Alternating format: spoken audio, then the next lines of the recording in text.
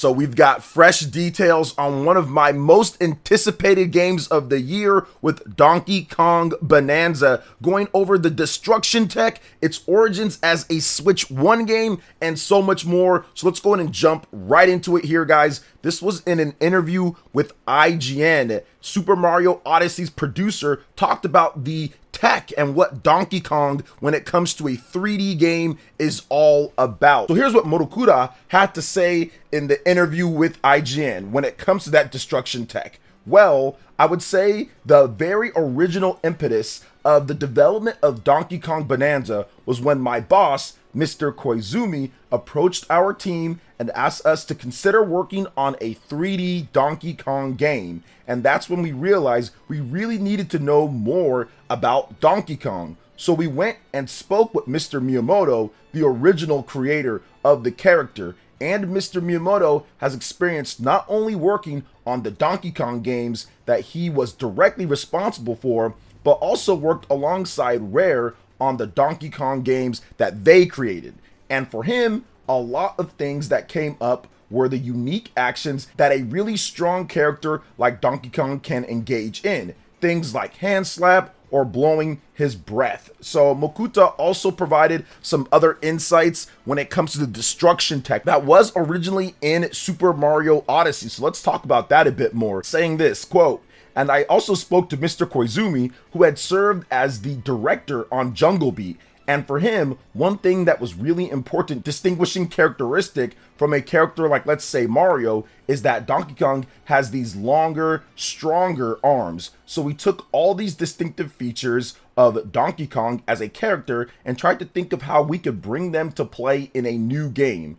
Around the same time, we had a programmer who was experimenting with voxel technology. We actually had used this voxel technology in some areas of Super Mario Odyssey previously, where, for example, you could dig your way through cheese in the Luncheon Kingdom, or you could plow through snow in the Snow Kingdom. So this programmer was engaging in various technical experiments where you might even throw voxel or make a hole having done so. When we realized the compatibility of Donkey Kong's distinctive characteristics, being strong and having these large, long arms, and the possibility of voxel technology, we saw this was a good match that led us to the idea of pursuing destruction as core gameplay in this title. Sorry that answer went a little long, but that's how we went from the opportunity to work on this project initially all the way through to developing the concept that carried us through to the end. So yeah, it's very interesting because the ideas that they're bringing to the table here spawn from what they've done before. And it's kind of one of those things, it's like a huge puzzle piece. Hey, we're going to make a Donkey Kong game. Yeah, but we don't want it to be too much like the old school Rare Donkey Kong games. We want it to be 3D. Okay, well, what's the other 3D game that we have? Donkey Kong 64. Yeah, that gameplay's not going to work in today's day. We got to do some other things. So I think that it's all accumulation of just experience of Nintendo wanting to get Donkey Kong his own game, moving it back to Japan when it comes down to it, and creating something with the Nintendo Switch 2 that allows them to take that voxel technology and actually make it to where it's going to be far more impressive than it ever would have been on the Nintendo Switch 1, which we're going to speak on in just a bit. But before we get into that, if you do love Donkey Kong, you're going to want to make sure that you hit that subscribe button on this channel, because we are giving away 3 copies of Donkey Kong Bananza digital on the channel. All you got to do is subscribe and check out the link in the description. Head over to the community page, go vote on the poll and drop a comment there. I'll be picking winners randomly on July 17th. Also hit that like button and of course comment down below on what your favorite new aspect of Donkey Kong Bananza is. All right, let's get into Donkey Kong Bananza starting out its life on the Nintendo Switch 1 and some of the talk and controversy surrounding that. So Kenta Murokura chimed in first, saying that it was always the plan to use this voxel technology, and they considered, quote, lots of different ideas for applications. However, when the Nintendo Switch 2 started to become a reality, the team, quote, realized that the best implementation of these ideas and technology would be on the Nintendo Switch 2. Just a little bit, not too much, but just a little bit on that. So here's what Mr. Kazuya Takahashi talked about in an interview with IGN. Quote, when I was previously talking about the importance of the continuity of destruction, that was something that we could expand on and have a longer continuous play experience with what kind of concept on Switch 2. So this allowed us to engage in creating really extremely rich variety of materials and very large scale changes in the environment on that new hardware. And when destruction is your core gameplay, one really important moment that we wanted to preserve was when the player looks at the part of the terrain and thinks, can I break this? Because that creates a very important surprise that has a lot of impact for them, and that was something that was best done on Switch 2. But it's not really even just the processing power of the Switch 2 that I think attracted us and gave us some interesting possibilities. There was also a device itself that offered things like mouse control, which you can use in co-op play for a second player to control Pauline's vocal blasts. In DK Artists, a mode that you can sculpt a large set of voxels. So if you look at it overall, while it did have some ideas and some things thrown around on the Nintendo Switch 1 because of that technology, really for them to get the game that we're getting right now at this point, how it's been realized with all the different materials that you can break apart, how it looks, how it runs, it needed to have the Nintendo Switch 2. If this game was on the Nintendo Switch 1, I think it'd probably be a frame rate situation where there would probably be some big problems and it wouldn't look anywhere near as good. We'd probably be looking at 30 FPS, or we'd definitely be looking at a number of frame rate drops, because we've already heard that there are maybe some a little bit with Donkey Kong Bonanza based off the demo that's in some of the Targets and Walmarts out there. But for the most part, the game runs really good, runs clean, plays good from all the most recent previews of it. So if this was a Switch 1 game, considering the difference in horsepower and what this voxel tech can do and everything, yeah, I'm guessing that the resolution and frame rate would be significantly worse, and this would be a much worse game on the Nintendo Switch 1 compared to the Nintendo Switch 2. So for me, it doesn't really bother me at all, and that's what we wanted Nintendo Switch 2 for. That was some of the big main complaints with Nintendo Switch 1, was that, oh man, the resolution, oh, the frame rate, oh, this is only running at this many, however P, and portable mode, and oh, it looks blurry and all of that. So you definitely don't want that here, considering how beautiful Donkey Kong Bonanza looks overall and how upgraded it is over pretty much anything that we've seen on the Nintendo Switch 1 when it comes to it. So I'm very excited to get into Donkey Kong Bonanza. I think they obviously made a great choice when it comes to what to do with that technology and Donkey Kong himself. So what do you guys think about everything here with Donkey Kong Bonanza? It's coming out pretty close here. Let me know in the comment section below. But next up, we're gonna get to another big topic here. We've got a Wild Hearts S demo. It's available right now at this point. So this is a very interesting game when it comes to the progression of it, which we'll talk about in just a bit. So publisher Koei Tecmo and developer Omega Force have released a free demo of Wild Hearts S via the Nintendo eShop. So here's an overview of the game. In Wild Hearts S demo, players can experience the first stages of the game from the prologue up to the Minato, whether deciding to explore the lands of Azuma on their own or in a pack of 4 players. Aspiring hunters will face off against fearsome, nature-infused beasts such as Ragtail, Sapscourge, or the formidable King Tusk, a giant boar with massive trunk-like teeth. Players will need to be resourceful as they craft and assemble various karakuri automation to shape the hunting ground accordingly and arm themselves with powerful weapons in order to destroy these massive monsters. Upon completing the demo, players will be able to carry over their save data to the full game to continue the hunt. Wild Hearts S is due out for the Nintendo Switch 2 on July 25th, so more games coming through. This game was originally a EA Originals project that was developed by Omega Force. Koei Tecmo owns that studio, so they didn't originally publish it on Xbox and PlayStation and PC. The game did not do well, definitely did not sell enough and everything.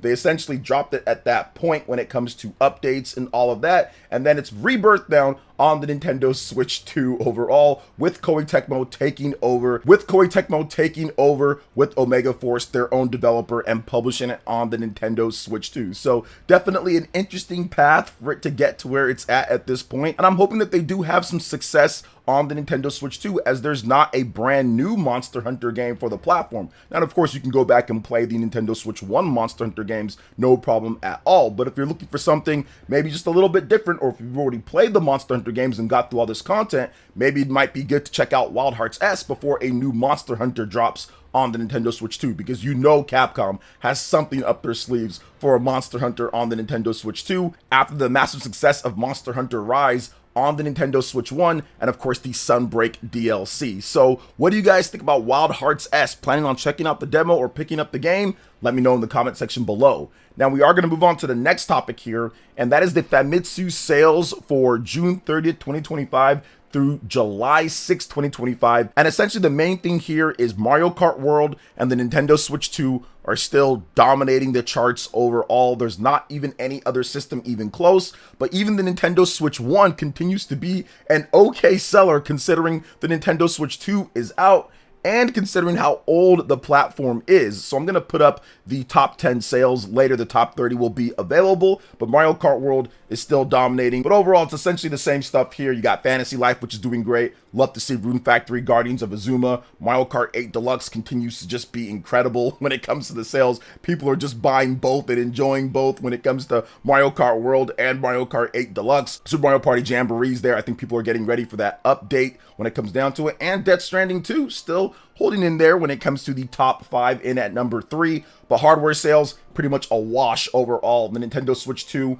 anything that Nintendo brings in, they're selling at this point when it comes to Japan. Another 128,000 units plus. Nintendo Switch sold another 17,000 units plus. That's by far the most popular systems. Even with the Nintendo Switch 1, with that 17,000 units, that sold more than double any other platform when it comes to PlayStation or Xbox or anything else. So the Nintendo Switch is just dominating Japan at this point. Nintendo Switch 2 is essentially going to sell anything that they bring in at this point because it's pretty much been huge, massive debut, then 100,000 units plus every single week afterwards. And I don't see that slowing down. If anything, Nintendo's going to have to ramp things up because Pokemon Legends ZA is coming out in October, and that is going to be a massive game for Japan. And I think that Kirby Air Riders could also be a sneakily huge game that people aren't thinking about too much, but I think in Japan that could also be a big seller as well, to where they're going to need a lot more systems for the holiday. So things have to ramp up here, and I think that they will. But overall, Nintendo Switch is just going to dominate Japan for pretty much this whole generation, like I kind of called before with the Nintendo Switch 1. Now we're sitting with Nintendo Switch 2. It's a pretty smooth transition from Switch 1 to Switch 2. Now let's go ahead and jump into the next topic here, and that is a very unfortunate thing that's happening because Nintendo is pulling the plug, killing off the Nintendo Switch game voucher system. So it's officially coming to an end. A notice about the discontinuation was posted on the official support page on January 30th, 2026. Nintendo Switch owners will not be able to purchase game vouchers. Vouchers expired 12 months after they were bought, so there aren't any changes there. Nintendo didn't elaborate on why the move is being made. Nintendo Everything writes, Nintendo game vouchers also allowed fans to save on games if they were a Switch Online member. Essentially, it's possible to pick up 2 titles digitally for $100. So instead of $60 for the game, you get it for $50 for the game. So you save a little bit on that one. We had previously heard that Nintendo's Switch game vouchers program wasn't going to extend to Switch 2. Once that news was made known, perhaps the writing was on the wall that it wouldn't last much longer. This is the second cost-saving initiative that Nintendo is pulling the plug on. Previously, gold points were discounted on My Nintendo, which were a way for consumers to save a bit on Nintendo eShop purchases. So that's unfortunate as well. So those are two different things that people kind of use to combine to save quite a bit on games if you're constantly buying. So I really hope that Nintendo has some type of replacement program for game vouchers or for points or for things like that that they do plan on introducing once the Nintendo Switch 2 really gets going, because those were things that people took advantage of. Now, I never took advantage of game vouchers overall, but I know there's a lot of people who did take advantage of those. And I did use the gold points. I used a lot of those. So I would love to see something that replaces it. Even if they can't replace both, just do something overall, because these are two pretty big cost-saving things here.